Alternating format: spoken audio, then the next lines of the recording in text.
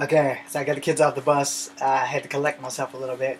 I was talking to somebody outside and have some really bad moments. So after that, after the court thing, you know, and I started doing what the judge said. Although I did receive a text from her, they said GFHG. I have no idea what that means. You can't ass text anybody. So that was that, and I'm still hurting from it. I'm honestly, true to God, I'm still hurting from it. I'm probably gonna hurt from it until I pass away. And I'm not ever gonna wish ill will on anybody. And like I said in the other two videos, I hope she's happy. Whatever it is she's looking for, I hope she finds it. She will always be what I was looking for. And maybe I fell in love with a lie. Maybe I fell in love with the illusion of being in love. But I do know that I've learned a lot from this thing, and I was always honest from the jump. You know, and the same thing I tell every woman that I ever been in a relationship with: if you can't be honest with me, it's not a relationship. Even if you hurt me intentionally or unintentionally, be honest about that shit. Don't look me in my face and lie. Don't let me find something else out from someone else. Just tell me the fucking truth, and we can work from there, man. Because I've been in so many hurtful relationships before her that I have adapted myself to acceptance being a part of life. Not everybody sees life that way, but life is short, and if you really love somebody, you can stick it out. And if you can't, well then, just chuck that skeleton in your closet and pray that that person you're with never finds out. But here's my thing. I don't believe in cheating. I've never cheated on any girl I've ever been with. Most of them have cheated on me, which is why I know I can compare relationships. I also know that after my father died, I became a little bit more worser than I am because he was my beacon of hope. He was my grounding. Like, you can win her back, blah blah blah. And I was like, no, I can't, because she made that legally impossible, which she did. She made that legally impossible. I can't make any form of communications. I can't speak to her. I can't go talk to her. I can't go anywhere near her. She doesn't own the world, but it's made it real difficult for me to go places because she still goes to places that I took her. And I only know that because one of her friends is still one of my friends. I already mentioned that person in another video. We won't go there. I won't out her again. Because that friend is a true friend, and she's ride or die. She's been ride or die for both of us. And she was like my strongest advocate of trying to save our relationship. And, it was always her friend who would be trying to root for her. And I was like, I'm not going anywhere. I love the girl. I will die for the damn girl. And her friend that I speak of, she never had another boyfriend like me. I don't know what she's got going on now. It's not my place to know. I just want her happy. As long as she's happy, it's good enough for me, because I'm swearing off love. Period. I mean, she's partially of the reason why that I'm swearing off love, because I don't ever want to put any more time into someone who does not want to be with me, but isn't woman enough to say why. I don't ever want to put myself in a situation where someone can just throw away everything we made together and not give me a real answer. Especially if I haven't raised my hand, if I haven't raised my voice, if I have never threatened your life. I bring this up because I've had 4 young female friends in my life. 2 family members, 2 friends. Technically, one of them wasn't really a friend. She was more of a stranger. But I knew the man that killed her. When I got out of high school, one of my best friends, wasn't really my best friend, but he was a friend. He killed himself and his girlfriend in front of their child. That was in the 90s. A couple of years later, another one of my friends who was my cousin's cousin, who was like a big brother to me, I knew him more than I knew his girlfriend, but he killed his girlfriend and himself. Then a few years later, 2 of my female cousins were killed by jealous boyfriends. And I as much as pain as I'm in, I would never do that to anybody, because if you truly love someone, you want them to be happy, and you have to let them go. And so, as much as it has killed me since 2010 to have let her go, I did.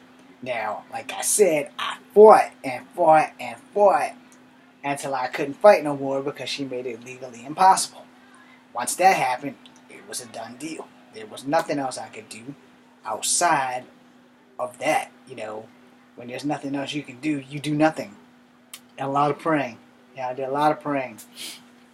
But I'm trying not to cry. But sometimes praying ain't enough. And I mean, when your heart yearns for somebody so bad that you can't breathe, or when you can't sleep at night without that person beside you and stuff like that, then you truly love somebody. And I'll tell you, like my Aunt Ruth, as I told her, there are some people that you truly just don't fall out of love with. No matter what the situation is, no matter how much they done hurt you or whatever, there are some people that you truly just don't fall out of love with. It's not because you don't want to, it's just that you can't. It's something about them that they are a part of you that you just can't let go. And she was that for me. She's still that for me, but I've had to move past that. I have had to bury those feelings so far deep down that I don't really have a heart anymore. And I'm gonna end this video with that. I don't ever want to be put in a situation ever again with a woman who can't be honest. Don't want a full-time, all the way, balls to the wall, ride or die, all in relationship. If that's not what you're down for, then they're not down with me. And I'm never gonna be down for that anymore, because I've been hurt in every relationship that I've ever been in. I have been hurt. I have been hurt multiple times. She didn't cheat on me, but she hurt me. She destroyed me for anybody else ever coming into my life, because I'm not going to allow it. I'm not going to do it. So here's what I'm going to say, and I don't care if you guys don't like me after this or whatever. I'm going to be honest. The only thing that a woman can give me right now is a good time. That's it. I'm not looking for any more relationships. I will not put my heart out there for another person to take a bow and arrow and jab it through there time and time again. And then when things are getting good, all of a sudden, I got to understand the palm of your hand, because instead of you being a woman and telling me, well, I never loved you, or I didn't want you to be with me this long, which you should have never let it get that far. When a person tells you at the beginning, I'm in it for the long haul. I want to marry you. I want to be with you until the day I die. And I meant that shit when I said it. Because when a man says some shit like that to a woman, you are that one woman that he is willing to lose family members and friends for. Because that's what I did. I lost family members and friends for, because a lot of my friends and family just couldn't stand her. They weren't adult enough to say it. So I told her. It's like, look, certain members of my family and some of my friends, they don't really like you. And he's like, well, what does that mean? It means, well, whenever they invite me somewhere, I'm not going to go. But that's your friends and your family. You're the love of my life. If you can't go, I can't go. If they don't want you there, I'm not going to be there. And that's the way I viewed that shit. She might not have understood that, but I understood it. Because I've been hurt by women so many times before she came into my life that I was giving up on love until I met her. And now that I no longer have her, and it has been 10 years. Well, it'll be 10 years in 2020. It's been 9 years, because she left me in 2010. And my life has been like bad before her, but it got worse after her. My film career didn't take off because my movie got stolen. Everything that possibly could go wrong happens to most people in 3s. Well, shit happens to me in 7 and 8s. Her being 7 of the 8s all in one big blow, because I never saw that shit coming. And I did dedicate the film to her. I did dedicate some webisodes to my fallen, who would have been my commanding officer, Drill Sergeant Decker, when I started working on the rehashing. And some of them are on my YouTube page, but I want to find my actual footage and start all over again, which I intend to do by summertime if I don't die. But it's been a rough ride without her. I don't know how her life's been going. I hope it's been going way better than mine. I have nothing but high hopes for her. I hope she's happy. I hope she's got everything that she ever wanted, and I hope that one day she can actually reach out and talk to me like a fucking adult instead of that bullshit that happened damn near 10 years ago. But, because some of my Facebook pages pop up with things that I wrote when we broke up. About the dog, because she really liked the dog and I really liked the dog. We had good times down at parents' house, and I posted that shit, and so they pop up and I just don't share them. I don't know what happens to them. I just leave them the fuck alone. I still have pictures of her on my Facebook, but they're now on private because I can't bring myself to delete them, because I still have those same pictures in my house in an envelope. They're locked up in a cabinet. I don't look at them. For a long time I had her on my phone, like this lady. She was on my phone like that, even though we weren't together for a long time. It took me maybe 4 years to stop buying stuff on her birthday in February. I never forgot her birthday. I still know it to this day. But I would go to farmers markets. I would buy these pretty little things that I wanted her to have. I even have another pig in my shed. It's a pillow. I was doing everything I could because in my head I was hoping that one day, just one day, that I could win her back. And after the court thing, I realized that shit ain't gonna happen. So I stopped. Do I still love her? Fuck yeah. Fuck yeah. To the end of time. Will I pursue her again? Nope. Not a chance. No chance in hell. 2 reasons. 1, because of the day, I'm swearing off love until I so feel that I can trust another woman. I'm swearing off love, so that's that. And 2, she made it legally impossible, which should have probably been the first thing. And I will never, ever switch sides or whatever. I will never go gay, but I will tell you that I will never, ever, ever let another woman get in here, and fuck me the way that relationship ended. It ended real bad for me. I'm still hurting from that. I will hurt from that until eternity, for the simple fact that I don't know why. Like I said, I never cheated on her. She wanted us to have a threesome. That was her idea. I was against it because I only wanted to be with her. I didn't want to be with anybody else, just her. I still love her to this day. I've left her name off of everything for that reason. Also, so that they can't use these against me in a court of law. And my feelings ain't never changed. She's always going to be the love of my life. And wherever she is and whoever she's with, treat her right. I hope she's happy. May you be the person that maybe her parents wanted her to be with. Because I don't know why we broke up. I will never know why we broke up. Because even as a grown person, she wasn't grown enough to be open and honest with people. And I've always been honest. I haven't told a lie since I was 12. I might write down some lies on paper for somebody else. But as for me telling a lie, that shit ain't happening. I don't have time to remember what the fuck the lie was. So just tell the truth and get the shit over with. I want to say, love is a hard thing. Love don't always have something to do with sex. Alright, let's get that out of the way. Because I'm going to try my best to end this video. Love isn't always about sex. Love is about being with someone through thick and thin, hella high water. No matter how bad the storm gets, you weather the storm together. Fantasies, cartoons, and love stories taught me how to love girls. Fantasies, cartoons, and love stories also didn't tell me that happily ever after does not exist. And I believe that shit. I believe that if you were a good guy and you got the good girl and girls didn't cheat, boys were the cheaters, so I made sure that I wasn't the cheater. I have 5 sisters. And growing up, they had boyfriends that weren't worth shit. Some of them fucked up and had babies by them. But anyway, that's neither here or there. I've read those stories about how the dude goes through all this shit, gets the girl, saves the girl, they live happily ever after, they have a couple of kids, they raise the kids right, they live off in the fantasy world of nothing bad ever happens after that. I only have one bad word for that. Bullshit. Because I've done all the right things. When I was younger, I watched Jim and the Holograms, and Rio loved Jim so bad, and I took my cues from that. I watched G.I. Joe.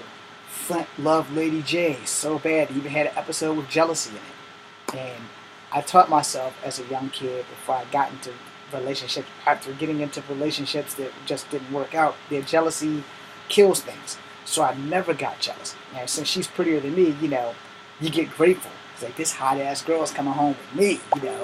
She could be with any other man, but she's with me, and she's beautiful. And she's got a badass body. She's got a beautiful ass face, and she's the most beautiful girl in my eyes until the day I die. And I got the finger. But cartoons, with romances and cartoons, taught me how you're supposed to love a girl. How you're supposed to not cheat. How you're supposed to be there through thick and thin. Because women have a little bit more issues than men. And that you're supposed to be there and treat them right. Cartoons, soap operas, Days of Our Lives, all of these Hope Brady and Bo Brady romances is how I wanted to have a relationship with a woman. Now, I'm not saying these relationships didn't have their bumps along the road. Me and her, if we ever got back together, we had a 10-year bump. But it's never going to happen. Like I said, she made that legally impossible. But I took my cues from those cartoon and soap opera heroes because they taught me how to be a man when it comes to being in a relationship with a woman. They taught me not to lie because you'd watch the soap operas and you'd watch them go through the hell of trying to cover up some bullshit when you should just been honest from the jump. And with the cartoons, it was almost the same way, but the cartoons wasn't as dramatic as that shit because Jim and Rio didn't have like real live love problems. They had a little spats of jealousy when the other rockers came out. And with Lady J and Flint, it was Flint's best friend that Flint was getting mad about, but then he stepped Flint straight and said, "Are you crazy? I would never ruin what you have with Lady J. You should be the happiest man on earth because she's going home with you.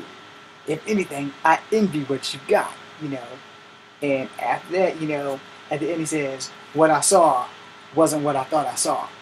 And that taught me lessons in Keith and Allura from the original Voltron. All the stories where they had that one hero and that one princess, or that one hero and that one damsel, or that one damsel who was the hero, and all that stuff taught me how to love women right. Didn't work. Life don't always imitate art. And sometimes you fall a lot before you grab the whole of the cliff and can pull yourself up. I learned in my last relationship that I do know what love is. I've had relationships to compare to. I know I've gone out of my way for the girl where, it snowed. I shoveled my neighborhood and then shoveled her neighborhood so that she could get out and go to work. I had words with her neighbor who had got smart with her because her neighbor was supposed to be Christian, and they said all kinds of stuff to her. And when she told me, the next day when she left, I went over there and had words with her neighbor, and I told him, if you ever say anything else bad to her ever again, I'm going to take Jesus Christ and the cross that you have on your neck and show you the Holy Spirit. She didn't have no more problem with that neighbor. I had to speak to family members that didn't treat her with respect. It's like, yo, that's my woman. You treat her like you would treat somebody else. Or else I will treat you to a size 10 boot in your ass because I know Kung Fu. Granted, I might have stepped over the line a little bit, especially since after all that and we're not together, I lost a lot of friendships. Not so much as the friendship in its whole, but it got to the point where they were like, you can come by, but don't bring your girlfriend. And I was like, well, if she can't come, I ain't coming. It got to that kind of point. And, I learned things about her after the breakup. And so I am her greatest defender. I will defend her until I die, too. But, that's also one of my love songs that I wrote for her. I think I'll probably redo all the songs after I find them all. And put them up on YouTube again. They're there on Comfortable Habit too. Good luck at finding them. And to be honest, I never ever wanted it to come to an end. But everything runs its course. The course that we ran wasn't good enough for me because it ended. It obviously reached her breaking point where she just got bored of me or was too scared to tell me, or somebody in her life wouldn't let her marry me, or whatever the hell the situation was. I just know that it wasn't taken care of like grown-ups, and that it had to be taken into court and stuff like that, it was kind of like a fucked up situation. I never ever called her again, even after the text messages. I completely deleted her phone number off my phone. I still have her email, but since I don't use my email, I haven't been on my email since I went into the Army in 2010. Mine is actually 2011. It was 2010 that I was registered, and after New Year's, I took my test in January, and in February, I was in Fort Benning, Georgia. First stop, we stopped at Fort Lee in Richmond. I spent 2 days there, and then I spent 5 months in Fort Benning, Georgia, which I became the recipient of a fucked up leg, and I needed a new hip. But I would have changed all that. I would have gave up everything in my life to have spent one more moment with her. Now, but those days are gone. They'll never come back. But I will say this, because of that, because of loving her so deeply, I have sworn off love. I don't know how long, but I guess if the right woman comes along, that'll be what I'll do. But I'm going to be honest right now. If you're not going to be honest from the jump, no lying, not hiding shit, not telling me everything that I need to know, not that I want to know, just what I need to know. No.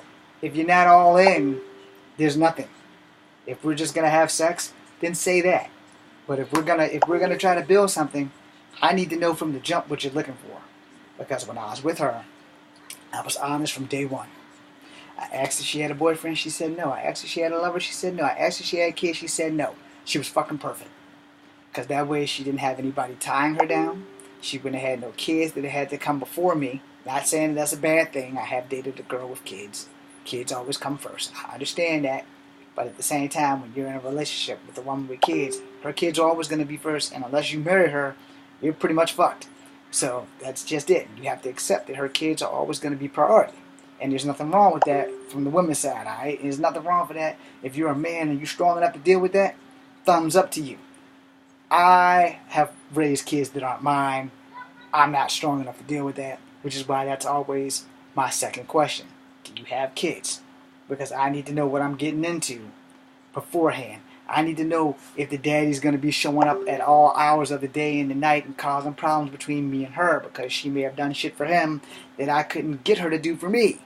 So that's why you gotta learn, and from that, the pain that I take with me every day. It took a while. It took a long time for me to stop looking at her pictures. It took a long time for me to stop crying every night that we weren't together. It still stings when her birthday comes around.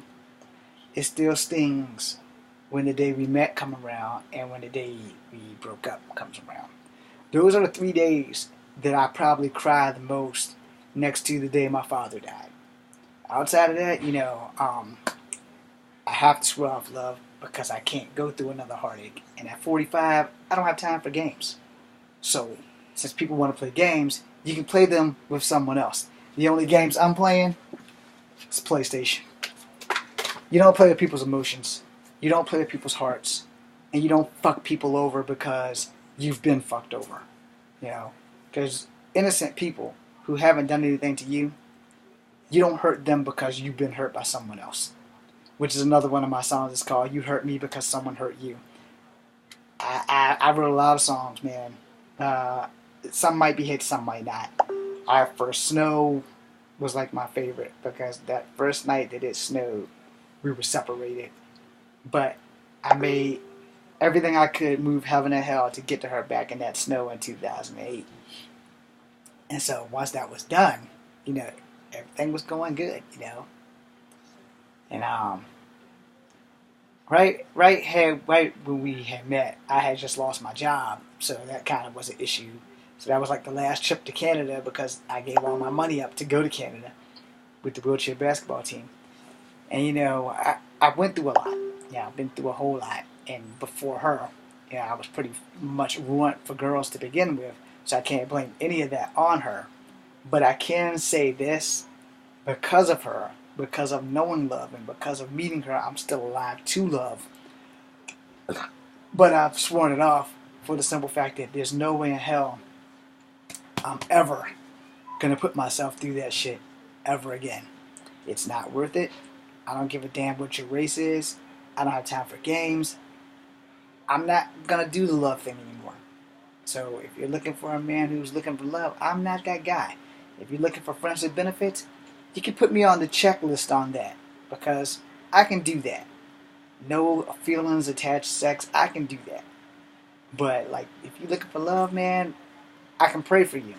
And I pray that you find what you're looking for. I had what I wanted. I will never have that again, even with another girl. I'm never going to let myself love a girl with my heart and soul ever again. It's not an option. Because as much as you love someone, that's how much it hurts when they're gone. Ain't got damn thing to do with hate. It's hurt. And hurt doesn't ever really go away. I'm James Williams Jr. Thank you guys for listening. I'm sorry. Be seeing you.